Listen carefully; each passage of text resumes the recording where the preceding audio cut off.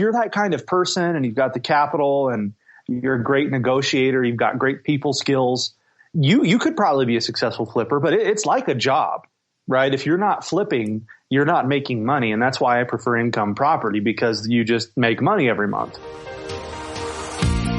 Welcome to the Creating Wealth Show with Jason Hartman. You're about to learn a new slant on investing, some exciting techniques, and fresh new approaches to the world's most historically proven asset class that will enable you to create more wealth and freedom than you ever thought possible. Jason is a genuine self-made multimillionaire who's actually been there and done it. He's a successful investor, lender, developer, and entrepreneur who's owned properties in 11 states, had hundreds of tenants, and been involved in thousands of real estate transactions. This program will help you follow in Jason's footsteps on the road to your financial independence day. You really can do it. And now, here's your host, Jason Hartman, with the complete solution for real estate investors. Welcome to this week's edition of Flashback Friday, your opportunity to get some good review by listening to episodes from the past that Jason has handpicked to help you today in the present and propel you into the future. Enjoy. Please note disclaimers at end of show.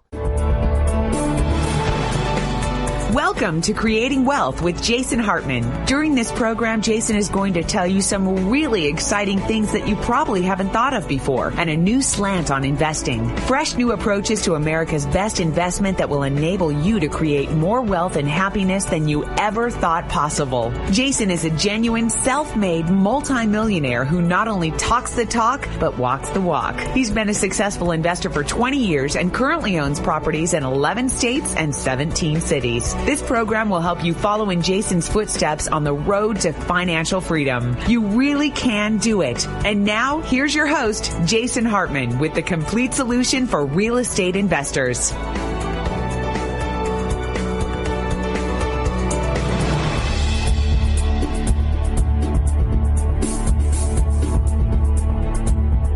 Welcome to Creating Wealth Show number 123. This is Jason Hartman, and I'm glad you've joined us here today. Before we get into the show today with a very special guest, Dan Sullivan, who heads up a company called The Strategic Coach. I've been a fan of his for a long time, and I'm sure you'll get some very valuable information from him. He's going to talk a little bit about general life and business. And by the way, I have to announce a slightly new focus of the show that we will be hearing from time to time. We'll have some guests on this topic. We want to talk a little bit about creating wealth in some other ways. You clients have expressed, or I should say listeners and clients, have expressed some interest that I am listening to and wanting to cater to on home-based business, on entrepreneurship, and on internet marketing, social media marketing, and other ways that you can earn money, more of an income-based approach rather than a creating wealth approach for investments. And there we, of course, focus on real estate, which is, without a doubt, the most historically proven asset class in the history of America, if not the entire history of the world. But before we get into our interview with Dan Sullivan today, which I think you'll really enjoy, I have, for the first time ever, our editor in the office here with me, and that is Ari, and he is an investment counselor here. And on the side, because his prior life, he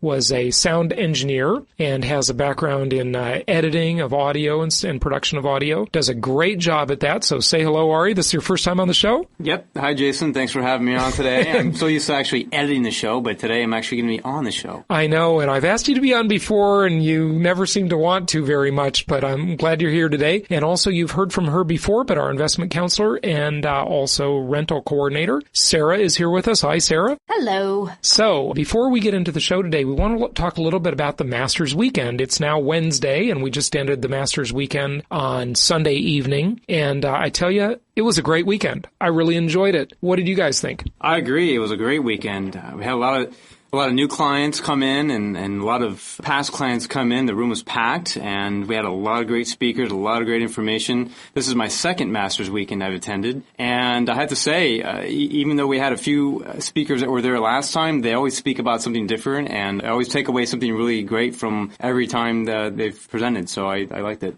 And we had some great news speakers, too. We had our newsletter editor who flew down from Portland, and he gave a speech and talked about packaged commodities and buying below construction cost and comparing the stock market to real estate and just all kinds of great things there. Sarah, what do you want to say? You look like you want to say something. Yeah, I have to say Doug's presentation was one of my favorites. I thought he did a great job being one of my clients in the past and actually having invested with us. But he really drove home the inflation topic. And, I was able to take it back. I had a long discussion with my grandmother this morning about inflation. And so I had to give a shout out to my grandmother because she's a podcast listener too. Well, that's great. Hi, Granny. How you doing? Well, one thing I want to say, Jason, is that I think the best part of all the Masters weekends are the testimonials from clients that get up there and speak about their experiences with Platinum Properties. And I have to say, Richard from England, that was an amazing testimonial because not only is he investing out of his backyard, but he's investing out of the country. Well, and not just that, he flew out here for the Masters weekend. So Richard, again, we appreciate you coming. Yep. You are so far the furthest away guest we've had.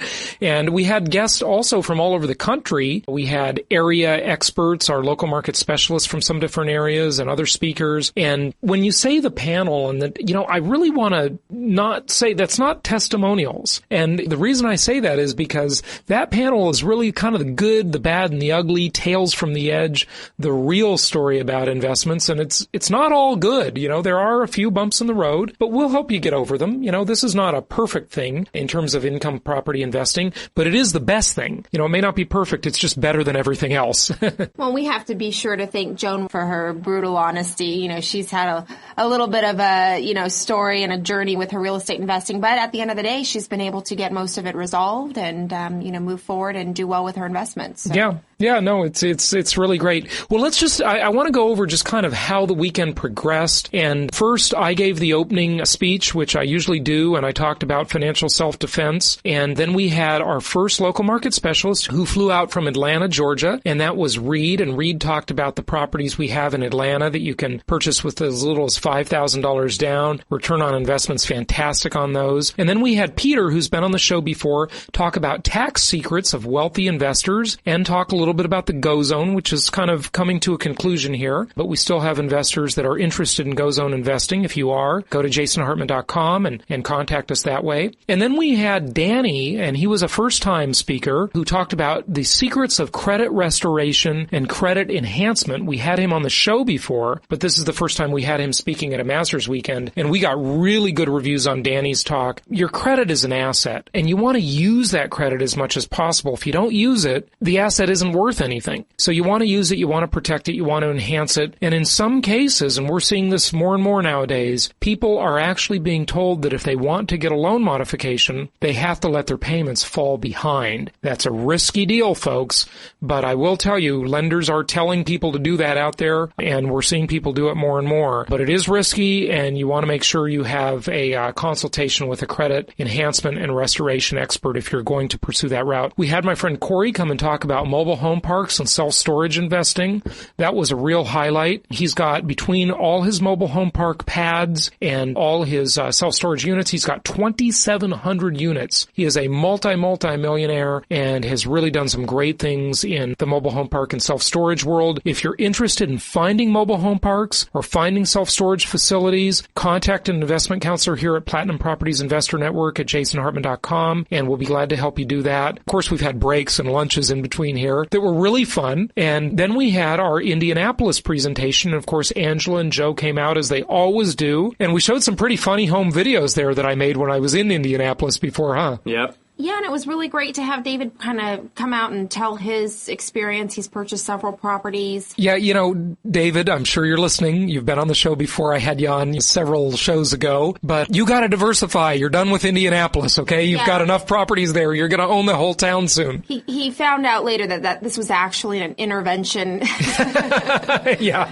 Some people do become a little addicted to this, don't they? Oh, absolutely. But he's looking at some other markets now, and he's traveling around. So we're just glad that he made it out and, told us great stories. Yeah, that was a great story. And by my home videos, I mean, when I was in Indianapolis and some of these markets, I'm taking little videos on the iPhone and, they come out pretty good, but one of them was kind of funny. We'll probably get that out to you soon here, and you'll see it and you'll get to laugh. By the way, I want to mention, listeners, we have a video podcast. Make sure you are subscribing to our video podcast. If you're using iTunes, just type in Jason Hartman in the search bar. You'll get the Holistic Survival podcast, the Speed of Money podcast, of course, the Creating Wealth podcast you're listening to now, but also the Creating Wealth video podcast. And there's some good stuff on all of those, so make sure you subscribe to all of them. They're free, so why not? Okay, so we had Angela and Joe talk about Indianapolis and funny home videos there too. Then we had Kathy do her presentation, and she's spoken at every Masters Weekend on the power of analysis, how to evaluate properties and make sure that you're making decisions rationally, you're using logic, and you're using metrics to evaluate investments so you don't make mistakes. Everybody liked that, huh? I have to agree. Everyone liked that. Yeah, she's really great. Kathy, we really appreciate your involvement. We talked about organizational techniques and how to organize your investing business. We had Randy, who's been on the show before, talk about mortgage lending and some of the ins and outs there, and really mortgage planning and financial planning. And he's got a very special take on the borrowing side of the real estate investment world, which was interesting. And by the way, chime in if you guys have any comments. I know I tend to do all the talking, but... Yeah, well, I mean, I've been working with Randy now for at least a good 2 years.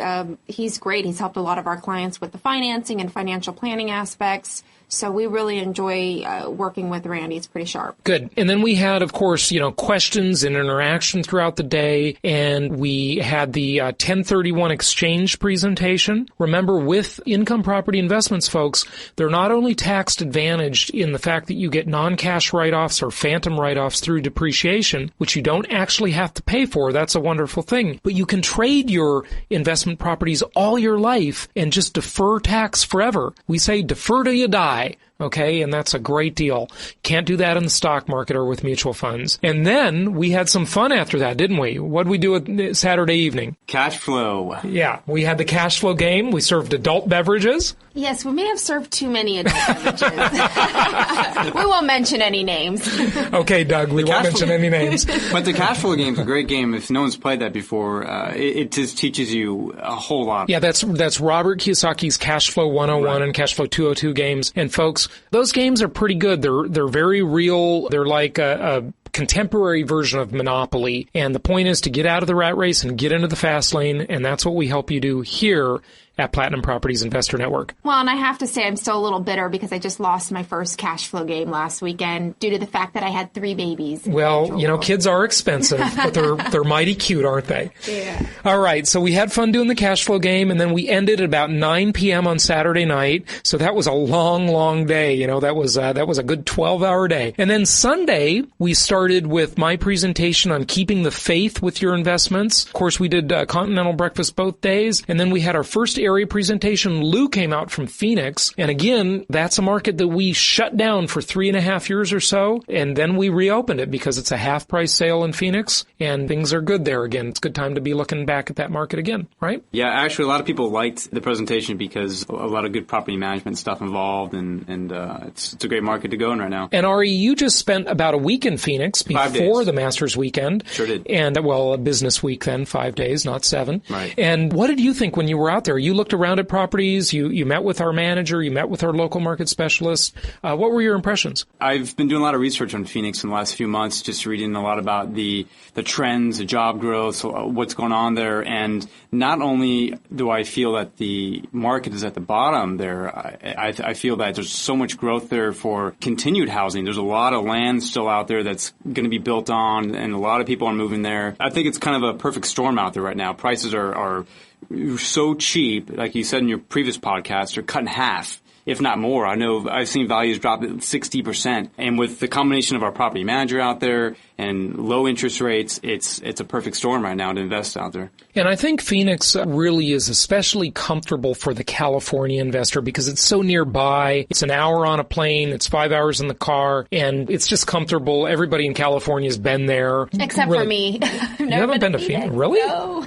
Wow, that's amazing. I'm surprised. Okay. Well, if you're going to go out there, this is the best time to go because the weather weather's perfect. Yeah, in the fall, it's really nice. Okay, so we had our Phoenix presentation with Lou, and then Doug spoke on limiting risk using my risk evaluator model, but Doug really took it to a whole deeper level with a lot of very specific kind of analytical approach, whereas it was just presented more conceptually before that. You want low land values, high improvement value, and you want to buy at or below the cost of actual construction. So that was really interested, and that was using my technique called packaged commodities investing. And then what did we have? We had Brenda talk about Property Tracker and Property Evaluator, and then we had lunch, and then our panel discussion was Patrick, Richard, Joan, and Joe, and that was fantastic. We thank all of you for participating. I'm sure you're listening now, so we really just want to say thanks again for participating in that. And after the panel discussion, we talked about investing in real estate using your IRA. So you can, with certain qualified retirement plans, use them to invest in real estate, and that is a much better deal than it used to be, actually, because the way the mortgage market has changed. So talk to an investment counselor here for details on that. Then we had pumpkin pie and carrot cake. I love Jason's pumpkin pie. favorite. I've been having carrot cake for the last 3 days. Yeah, well, I think it's probably done now, sitting in the fridge there. Okay, no more carrot cake. And then we had Glenn come in and talk about the lending market in terms of private money and private money borrowing and non-owner occupied property lending. We talked a little bit about prepaid legal. That's such a great service. Folks, we're not pitching it, but that's just a bargain for $26 a month. If you have questions about that great system that gives you a lawyer in 50 states, when you're investing across state lines, it's a really handy service to have for less than $1 a day. So we highly recommend that service. And then we had our last area presentation, which was Phil, who talked about the Dallas market. And we used to be very active in Dallas. And then we sort of, we weren't doing as much there. And now we're really back into the Dallas market again, as there are some really good opportunities there right now. So all in all, I think it was a great Masters weekend, huh?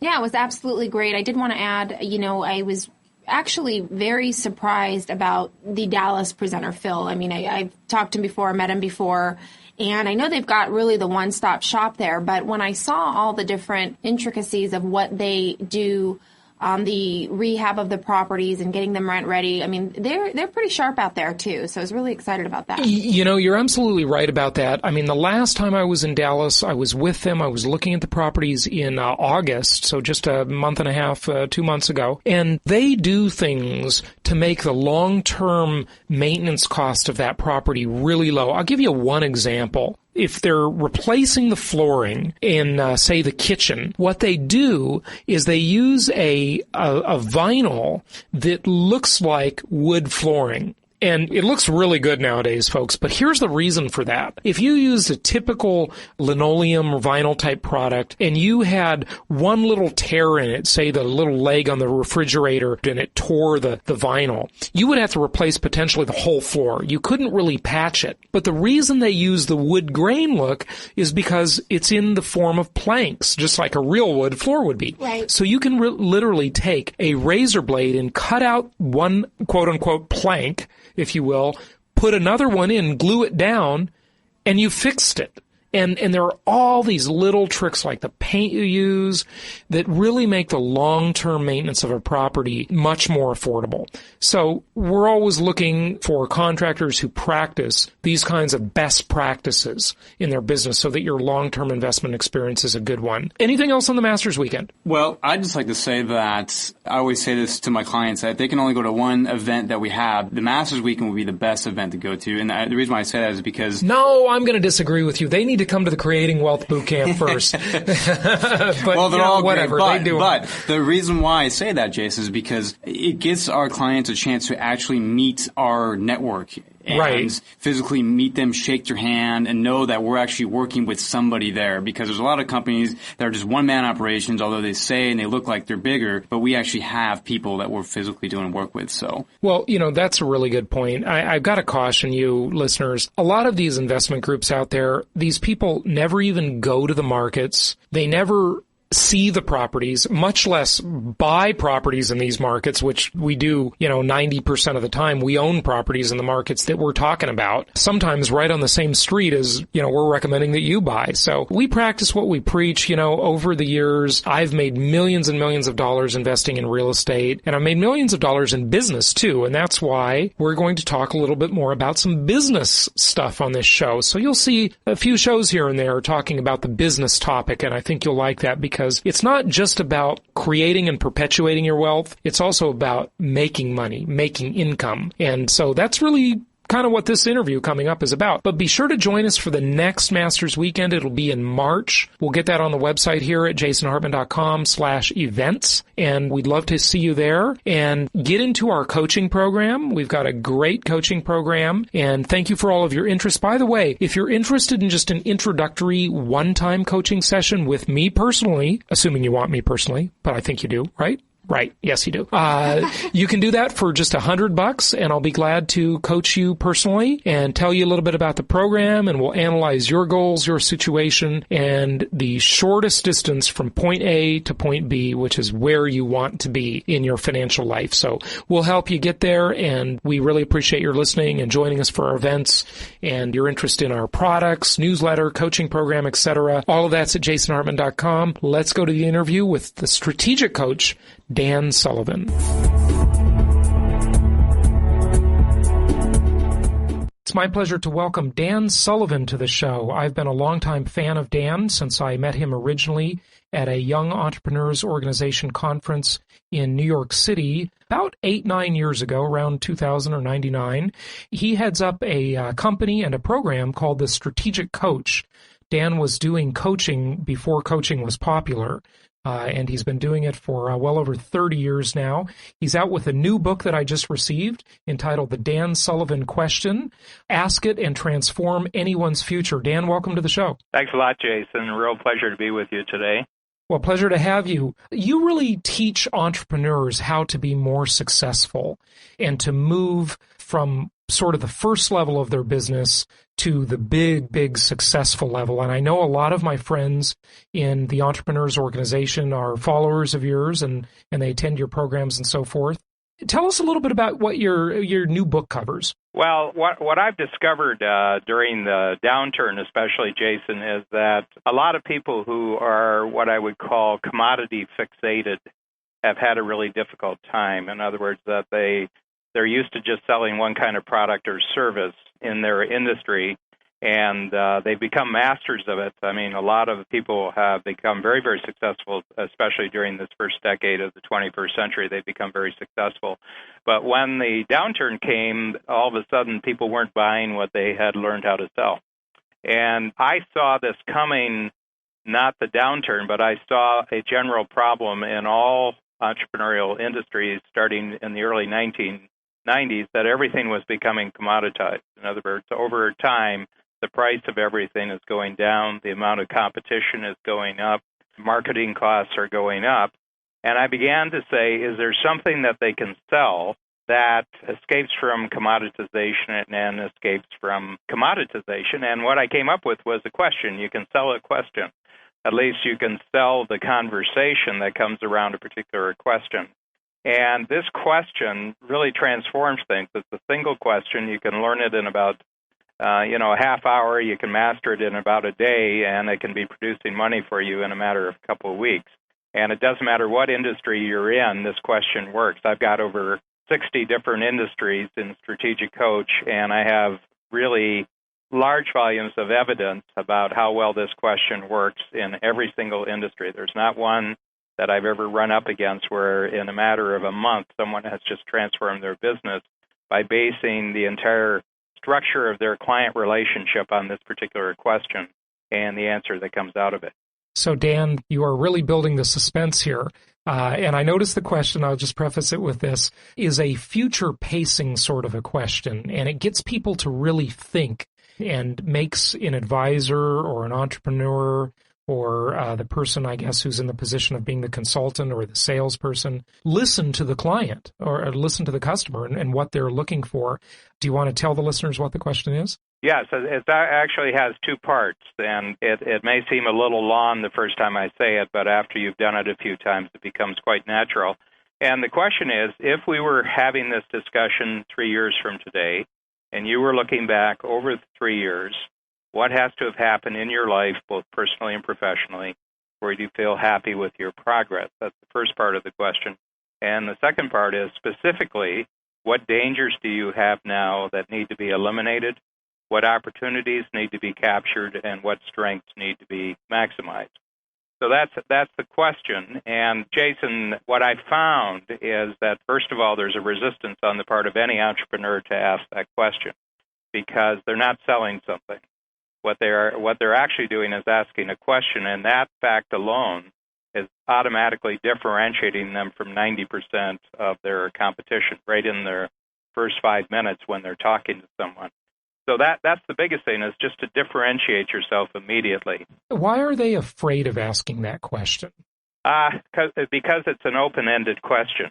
And a lot of entrepreneurs have been trained never to ask a question that you don't already have the answer to, because what you're trying to do is to narrow down the options on the part of the prospect or the customer so that they're forced to consider your product or service. So the basic training in all industries is to cut the customer off from escaping from your logic.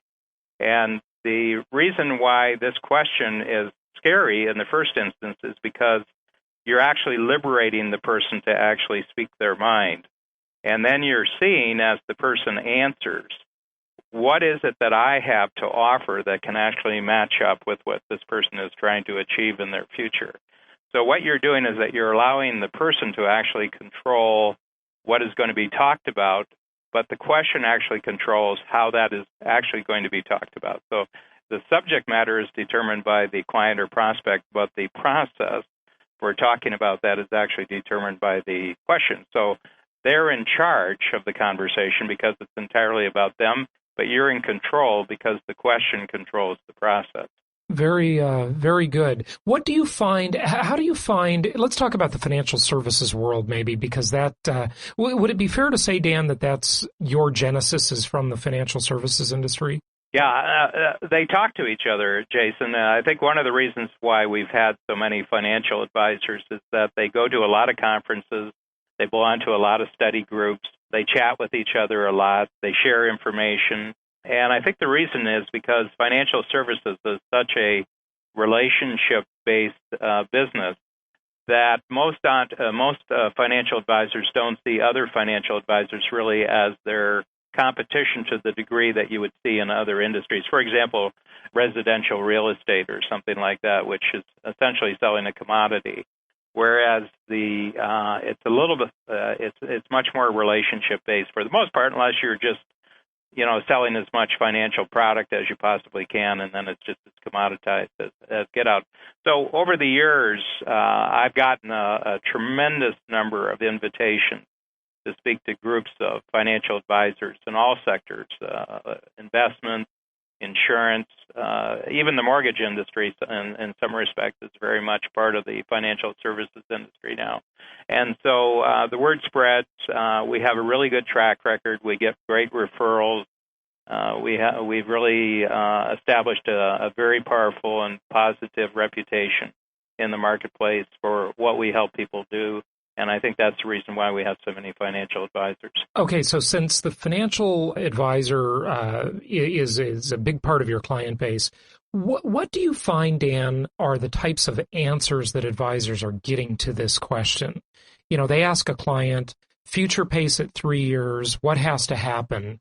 And then how are they providing solutions for that? Well, they get a great variety of answers.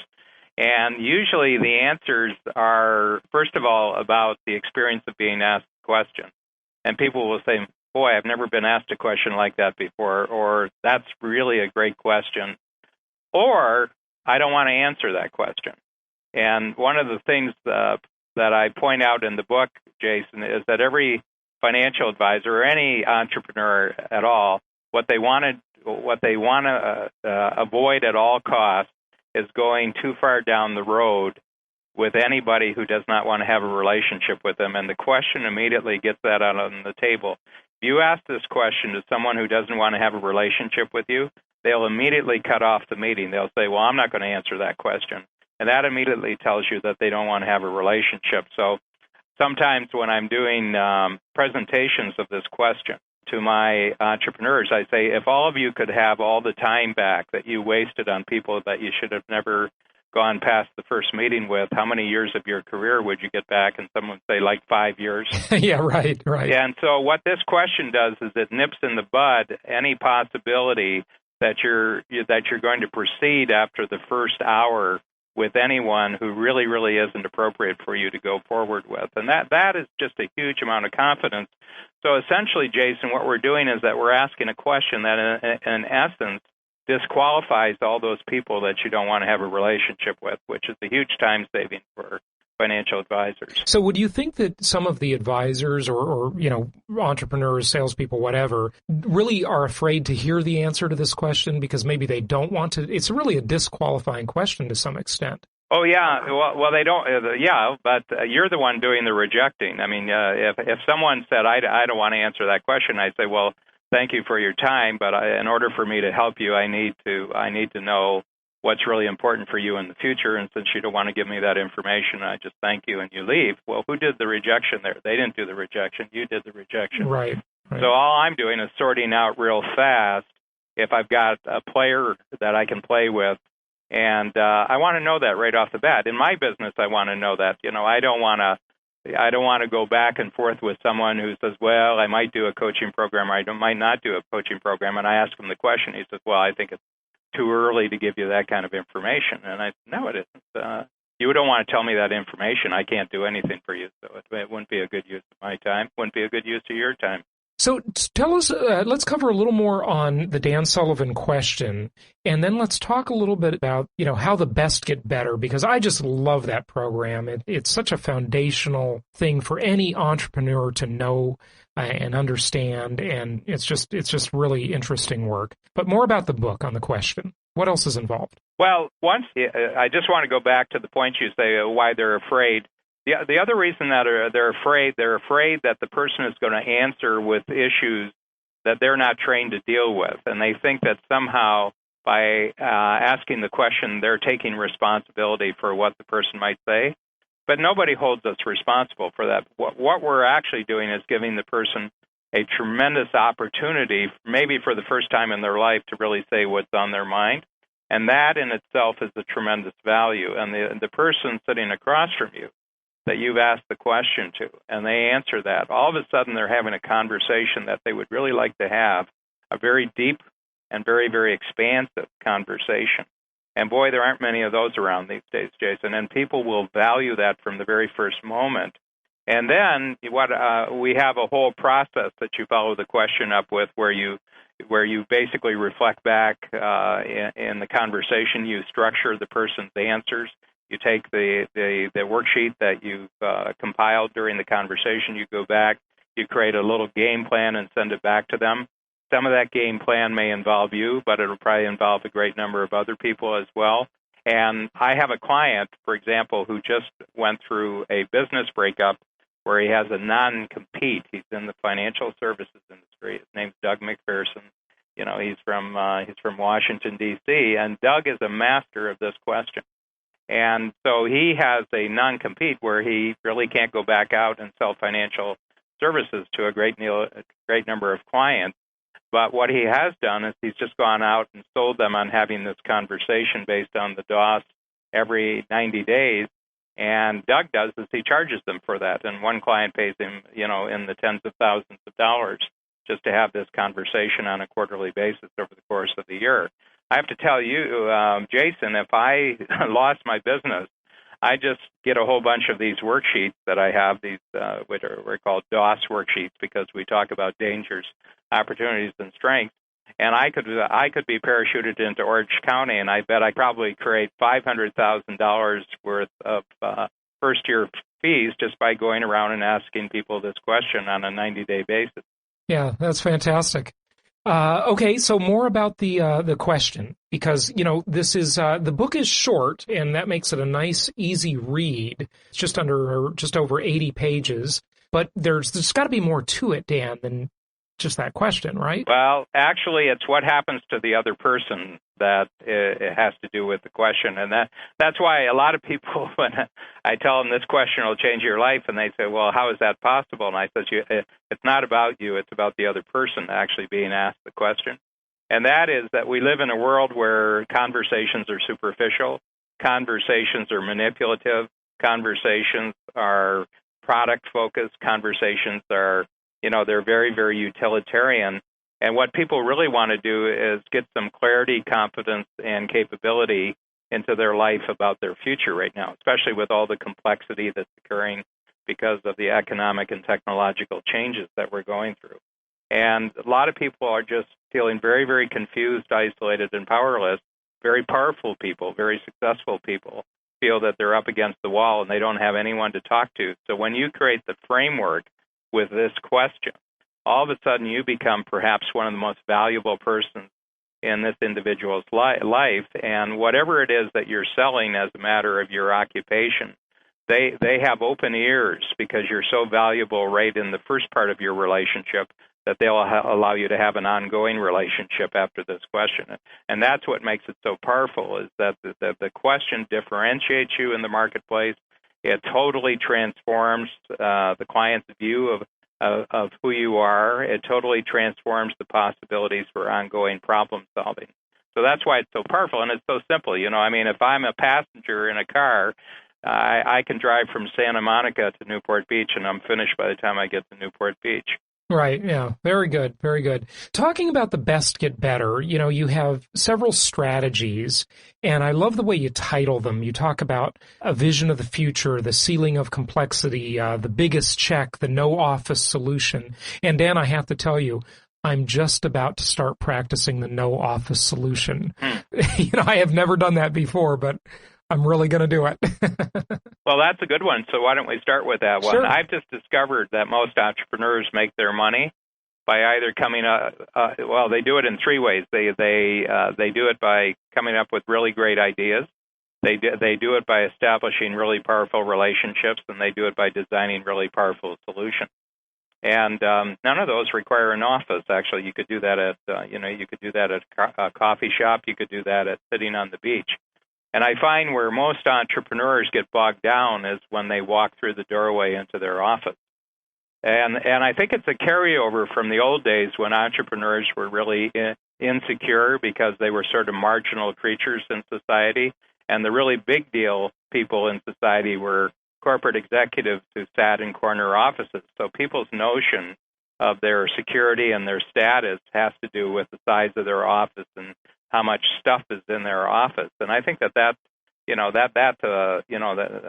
may be a 19th century concept, but it's certainly a 20th century concept. And I think in the 21st century, you have your PDA, and you have your network of relationships, and you have all your ideas, and that's your business. So why do you need an office?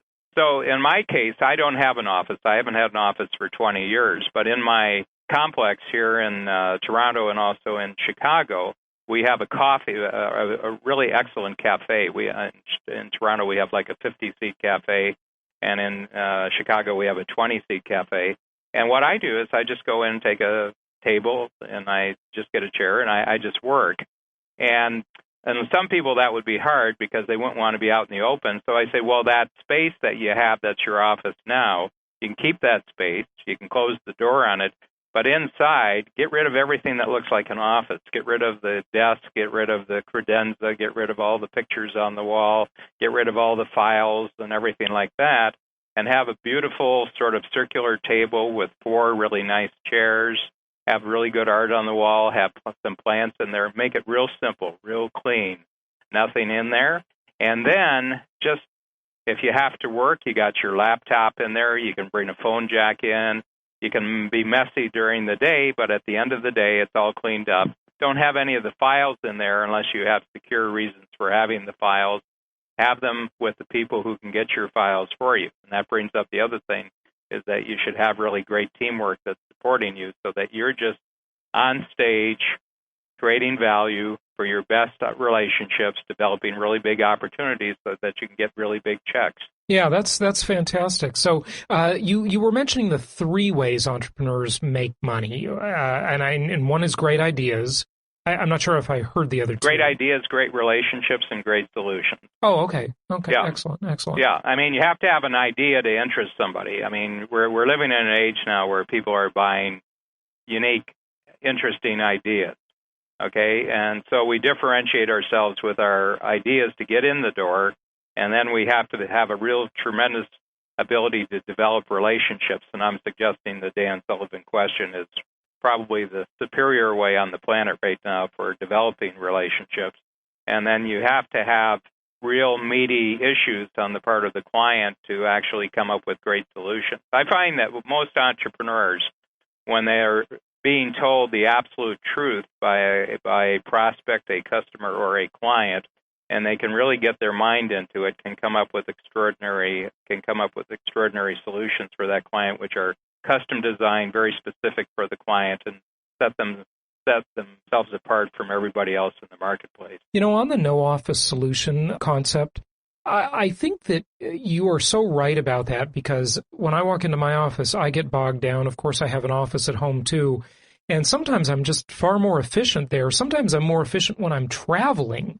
Believe it or not, I can be in an airport or on a plane, and I just will get stuff done with my laptop or talking to people, meeting with people. That's where most of the value seems to really be created in a business. Jason, I've been dealing with thousands of entrepreneurs over the years, and everybody says exactly the same thing that you just said. Yeah. You know, in the office, it's a busy work process, you know. Well, not only that, but you got all this stuff, and, you know, all the stuff is incompleted projects. I mean, people will have 50 open files on their desk. Well, every one of those files is attached to a part of your brain, and the moment you walk through the door, that each of them wants to be first in line, so you're totally jangled, you know, you're totally confused.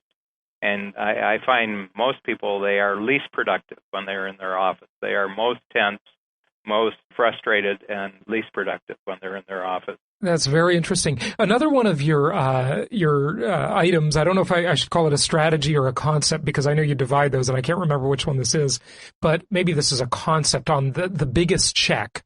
Yeah. Tell us about the biggest check. I love that one. Well, this again goes to the basically that if you grow up in an industry, there's sort of what I would say a average and maybe perhaps even mediocre notion of what a good result is in your industry. You know, because you don't have many people who are superstars, and the people who are hanging out with each other basically just get average results. And so there's a kind of there's sort of a limitation in people's thinking about what's possible in their industry. But it's not a function of your industry about what kind of checks you can get. It's only a function of what kind of check writers you're actually hanging out with. And so big check writers write big checks. And so what happens with all entrepreneurs when they start their career is that they'll take any check they can get, because we have to make a living. We have to pay the rent. We have to make it through our first year, our second year, our third year. We got to start building an organization around us. And so the emphasis in the early part of your career is always on quantity of checks. I just want a lot of checks. Just get me a lot of checks. Big, as many, if they're little checks, I want as many little checks.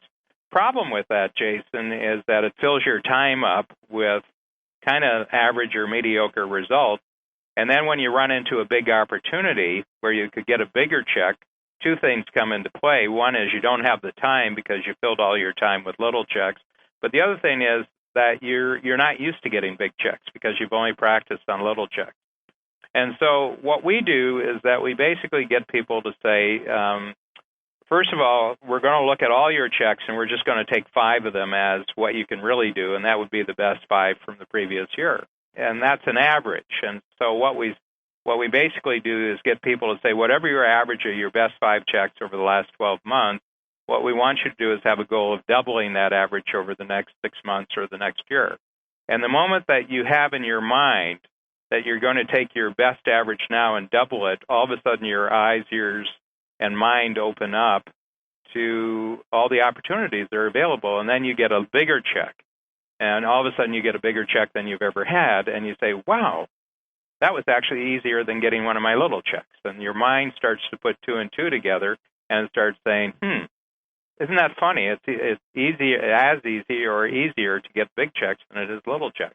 And then you got to make a decision at a certain point. Well, if I want more and more big checks, I got to stop getting so many little checks. And gradually what happens over a period of years, and this is one of the multipliers in Strategic Coach. Our program, Jason, Strategic Coach, is just a whole series of multipliers, multiplying time, multiplying relationships, multiplying staff support, multiplying technology, multiplying your vision, first of all, multiplying your personal impact. That's what Strategic Coach is about. It's all about these multipliers that really great entrepreneurs use, and what we've done is documented them. So one of the big multipliers is just going for larger and larger checks, and what you find is that usually the relationships are a lot better, the work is a lot more enjoyable, the work is usually a lot easier to do that, and then gradually you begin restructuring your whole company around and your whole future around getting larger checks, which in many cases means that you have to get better staff. You got to get better technology around you. And so it's almost like a winch. A lot of these SUVs that go out in the wild have a winch. And what you're doing is that you attach the winch to something ahead of you, and then you allow the winch to pull you forward. So what the largest check is that the winch that continually pulls you upward as an entrepreneur to higher and higher levels of company and personal income. Yeah, that's fantastic. What would be some of your other favorite concepts? Actually, Dan, I have one that I'd like you to talk about because it is so applicable, and I know you recorded and wrote about it a long time ago, but I think now it's more applicable than ever, and that is the concept of entitlement, the entitlement mentality. And I know you did a small book and program on gratitude, so maybe those two kind of interplay together in your answer. Yeah, well, they're mutual opposites. Entitlement is the lack of gratitude, okay? And if you have gratitude, you don't have any entitlement. But, we live in a wealthy society. We're going through a bit of a speed bump right now in North America, and, some of the other countries we're going through a bit of a speed bump. But we live in a very wealthy country, and that wealth was created by a fairly small number of human beings. A lot of people do the work, but there's only a few people who think up the work, who actually create the opportunities and think up the work. And so a lot of people come along. There's a phrase I use. A lot of people are born on third base and think they hit a triple. In other words, that they think that they're actually deserving of all the advantages and privileges that they get. And so their basic attitude towards life is that of takers. They want more, they want to take more, but it never occurs to them that the basis for all the wealth that's actually making their life easy is actually created by people who are givers. Okay, and giving really starts with an attitude of gratitude. Okay, and that, Jason, a lot of people, words really mean something. And what gratitude is actually, it comes from an even deeper word, and that's appreciation. And what appreciation means is that you really value something. Okay, we actually have that in economic terms, appreciation of a value in the marketplace. Stocks appreciate. Well, that means the value of a stock went up. So for most people, they're passive gratitude. In other words, somebody does something good for them and they feel gratitude. But what I practice is what I call proactive gratitude. And what proactive gratitude is, I choose to constantly create and appreciate the value of the things in my life. And this is just 180 degrees from the whole attitude of entitlement. You can see all this stuff in Washington that's going on right now, is that we have the right to this, and we have the right to that, and we have the right to that, and we have the right to that. Now, everybody talks about their rights, we have a right to health care, we have a right to housing, we have a right to all this stuff. Well, actually, none of those are rights. Those are things that are actually earned.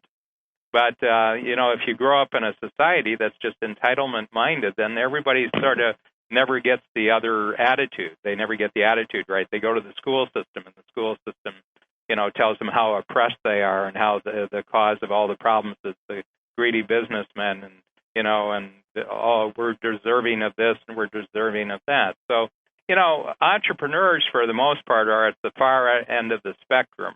from the entitlement side, and that is that there are people who realize that they have to create value before they get an opportunity, and that they're actually responsible for their own financial security. I call those the two entrepreneurial decisions that every entrepreneur, if they're going to be really successful, has to be very conscious about making these two decisions. Number one, I am totally responsible for my own financial security, and number two, I will never expect any kind of opportunity unless I've first created value for someone else.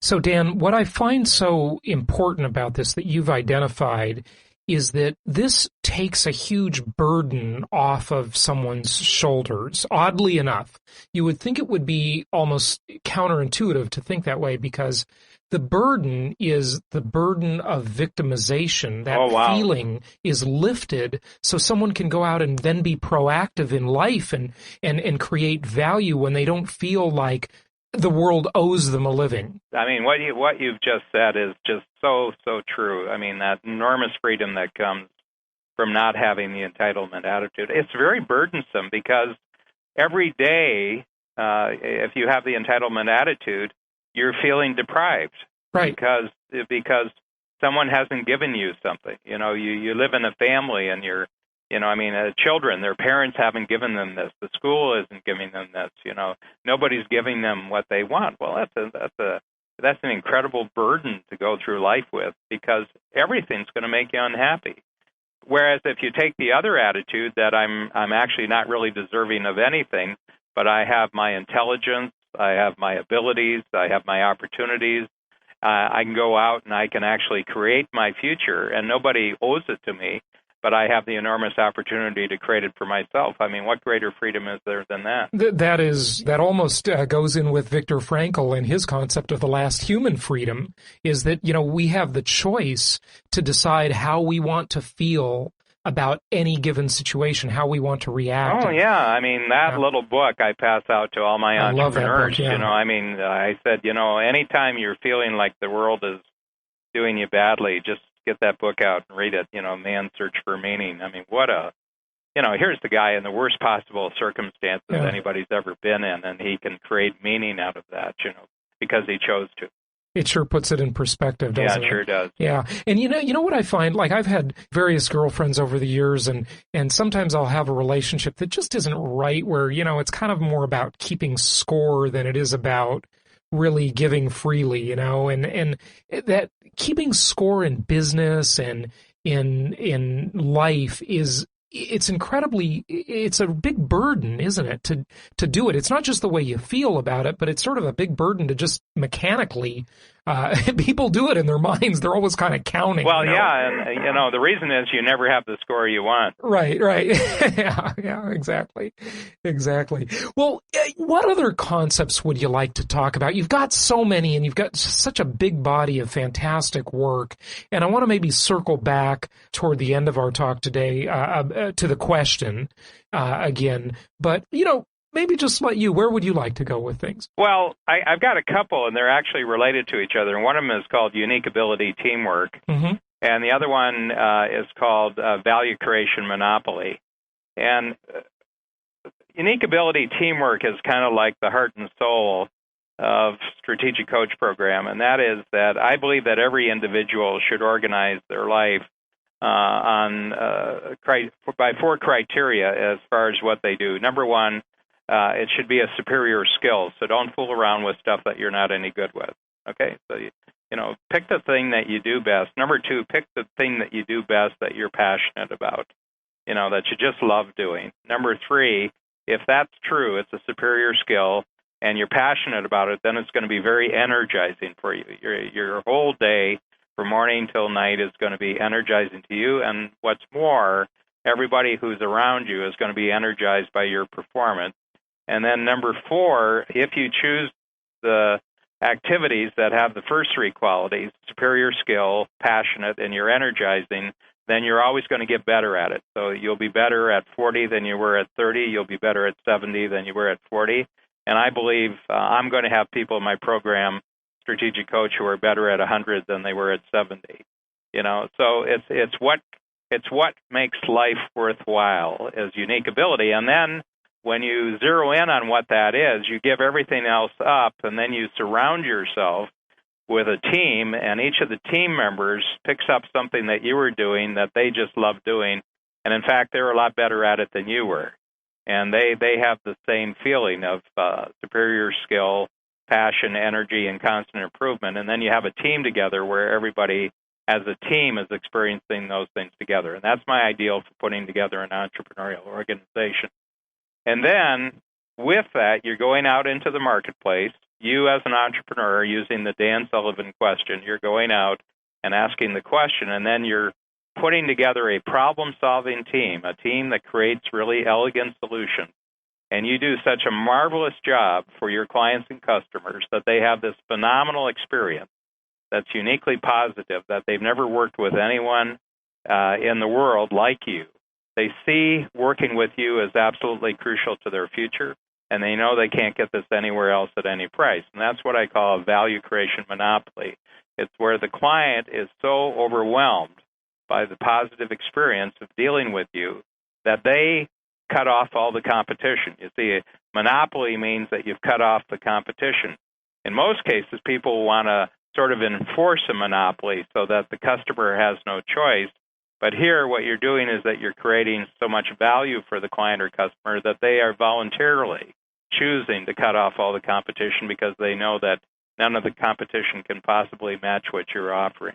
Very interesting. You know, one of the distinctions I would like you to make there, Dan, if you would, is when you talked about that first concept, and I know in the original Best Get Better program, you talk about moving from that very American ideal of rugged individualism to the concept of unique teamwork, which sounds like it is another way of saying what you just said. Do you want to distinguish that a little more? Maybe? Yeah, well, you know, I mean, first of all, I really don't think that basic characteristic of American rugged individualism. As a matter of fact, I think that the reason why the United States is as powerful and dominant as it is because it's a country where strangers can work together better than almost any other country on the planet. I mean, you could throw any group of Americans together from any part of the country, and they'll work together better than people from other countries and other regions. So I think I think the secret that most people don't realize is that the secret to American success has actually been unique ability, teamwork. But a lot of entrepreneurs, I mean, there's a danger when you start off as an entrepreneur because, you know, when you're first starting, you don't have the money to have a team around you. So you get used to doing everything yourself. And because, you know, we turn necessity into virtue, you know, people who, you know, and we say, well, since I have to do everything myself, that must mean that I'm the only one who can do it.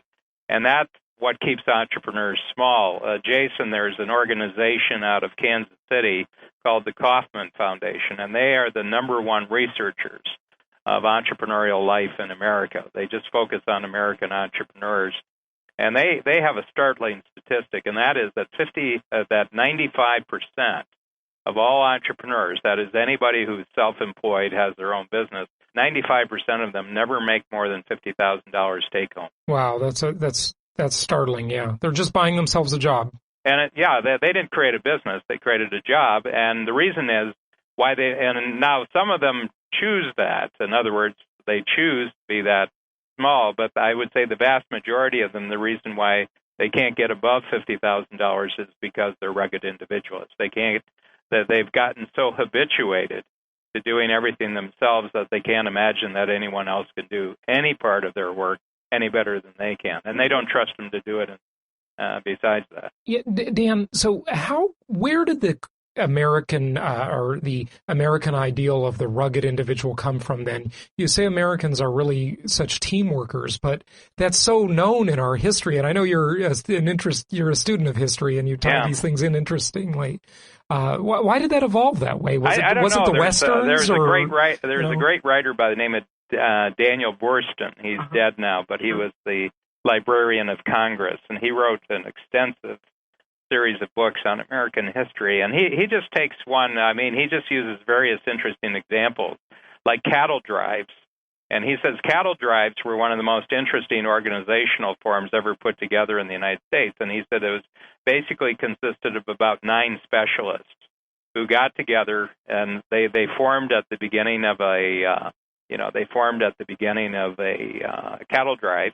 And these people each had a specialty. One of them was good at being out in front of the herd. Another one was good at being behind the herd and everything else. And they would put a whole bunch of strangers together, and they would take these cattle 1,500 miles up to Kansas City, usually where the stockyards were. And then they would return. They'd break up. They'd go into teams. And he just showed the amazing teamwork.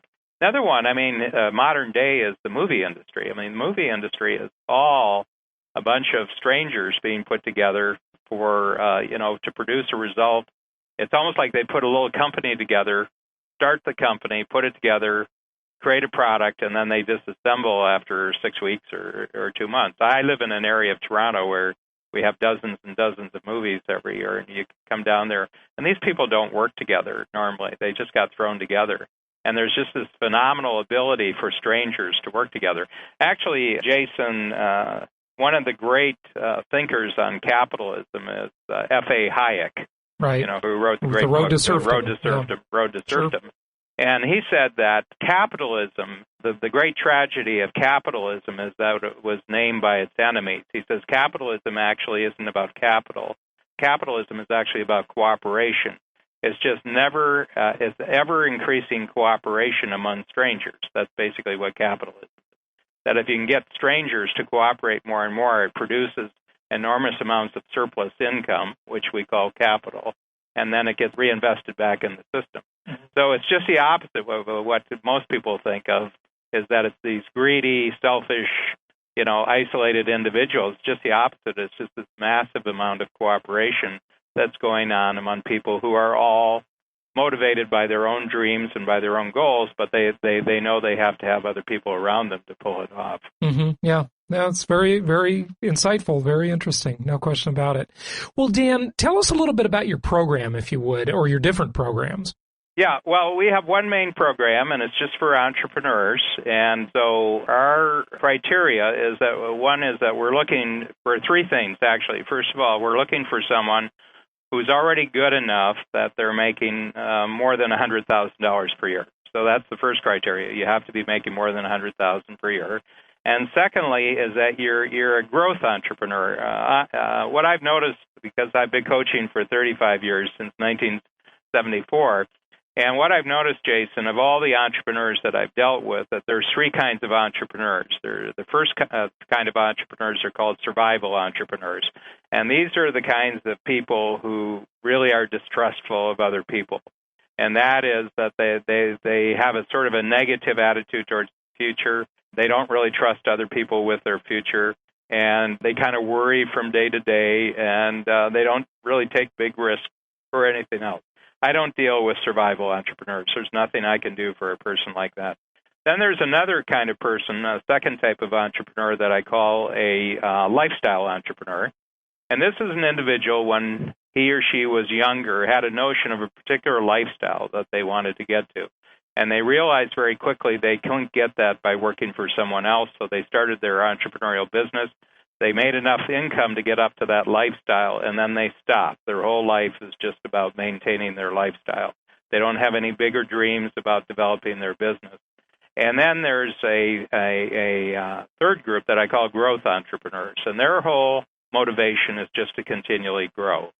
So as soon as they hit one level, they immediately have visions for themselves of going to another level, and their enjoyment is in growing from one level to another, and they don't have any notion of retirement. They see themselves doing this for the rest of their life, and that's who comes to Strategic Coach. So over $100,000 with growth, and then you have to have the aspiration of becoming a net $1 million per year person. In other words, we want someone who, if they use the tools and the concepts of the program within a number of years, maybe 2 years, and maybe 5 years, and maybe 10 years, but at some year they're going to come and they said, I made $1 million last year, and every year after that they make more than $1 million. So that they would have to have that as part of their vision. Now, I've personally coached over 1,000 entrepreneurs who were making in the $100,000, $200,000, $300,000 range when they came into the program, who went over $1 million. And then and that's basically it. And that type of individual, as you know, Jason, creates jobs, creates tax revenues. They're big community contributors. They're great role models. They're that's what makes America America. Is those individuals who are entrepreneurial, who are really successful, but they just want to grow all the time. I only wish the collectivists running Washington said it that way, Dan. Because now, do they listen to your radio program, Jason? I doubt collectivists? it. Yeah, I doubt it. They're not into self-reliance and building value. They believe government should do it for you. Right, and take value away. Yeah, we're living in different worlds. We really are. We really are. Dan, circle back, if you would, to maybe the Dan Sullivan question and any final thoughts that you'd like to leave our listeners with today. Yeah, well, just on the question, this is a rather minor investment for anyone to make, and I would really recommend that you just give us a call, at our office, Strategic Coach. Actually, you can just go to our website. Just go to our website, which is strategiccoach.com. And I think to just get the complete philosophy of Dan Sullivan and get the complete philosophy of Strategic Coach, I would really recommend that everybody just get a copy of the book, The Dan Sullivan Question. And the reason is that it's a real quick read. You can do it in an hour, but it'll really change your vision towards your entrepreneurial future. So that would be the first thing that I would say. And that's sort of self-serving on my part. But the other thing I would like to say is for all the entrepreneurs just to hang in there during these 2 or 3 years when we're dealing with essentially what I see, and I can't say it any other way, as the enemies in Washington, because this entire bunch of people that we've got now in the administration never had a business, never started a business, never created a product, never created a service, never hired anybody, never met a payroll, never created solutions for customers or clients, and yet they're putting the country in debt. They're trying to put extraordinary restrictions on everybody who does all the things that I just named.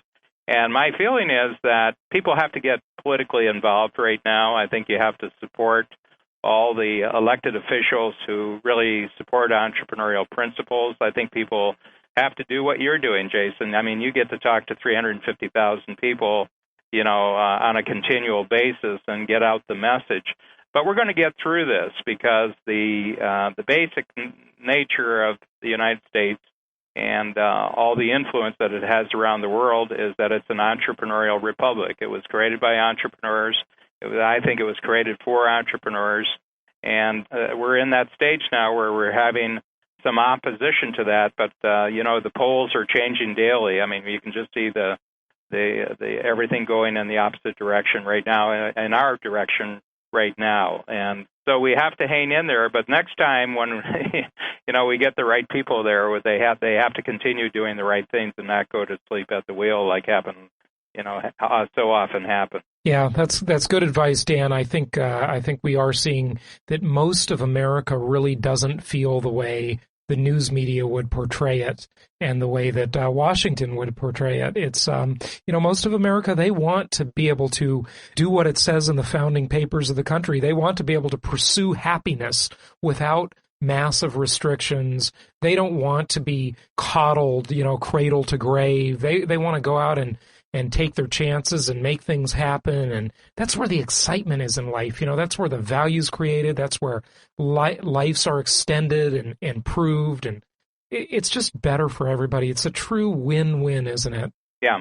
Yeah. Well, I'm totally confident that this is just a very short interim that we're in right now, and that the tide is turning, and I can feel it coming. I'm a big political junkie, so I look at the polls this afternoon were his all-time lowest in terms of where he was. The unfavorability was at its highest, and the favorability was at its lowest. And I think it's just the American people waking up. That's for sure. I agree with you, Dan. Hey, just before you go, repeat the question for us, will you? Yeah, the question is, if we were having this discussion and it was 3 years from today, and you're looking back over the 3 years, what has to happen in your life, both personally and professionally, for you to feel happy with your progress?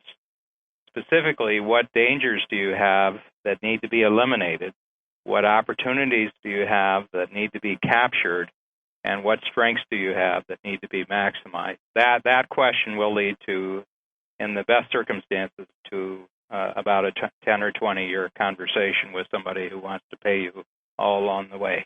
That's a great thing to leave our listeners with, and I'd encourage all of our listeners to think of that too, that question for themselves, Dan. Dan Sullivan, the strategic coach, thank you so much for joining us today. Great interview. Appreciate having you on. Great.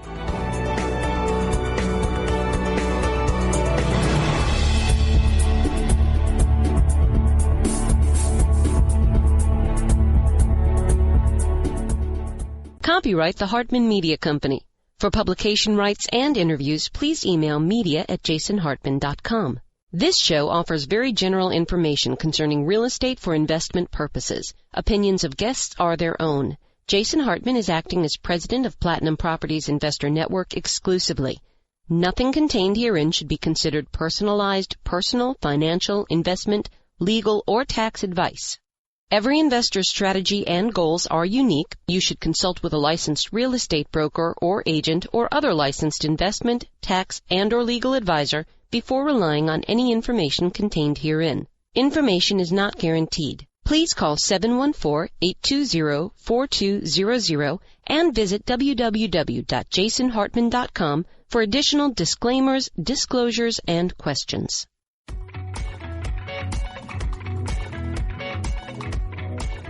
Thank you so much for listening. Please be sure to subscribe so that you don't miss any episodes. Be sure to check out the show's specific website and our general website, hartmanmedia.com, for appropriate disclaimers and terms of service.